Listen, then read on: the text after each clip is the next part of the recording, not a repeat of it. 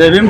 आज वंचित बहुजन आघाडी सातारा शहरामध्ये फिरोजभाई पठाण यांचा आज पक्षप्रवेश झाला आहे। फिरोजभाई पठाणना आम्ही वंचित बहुजन आघाडी सातारा उपाध्यक्षपदी आज त्यांना जाहीर केलेलं आहे आणि स्वप्नील खराळ यांचं पण आज वंचित बहुजन आघाडीमध्ये सातारा शहरामध्ये पक्षप्रवेश झालेला आहे।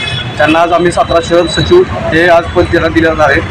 आता येत्या विधानसभेमध्ये या दोघांच्या चांगल्या कामगिरीमुळे आम्हाला सातारा शहरामध्ये चांगलं यश मिळेल। जय भीम।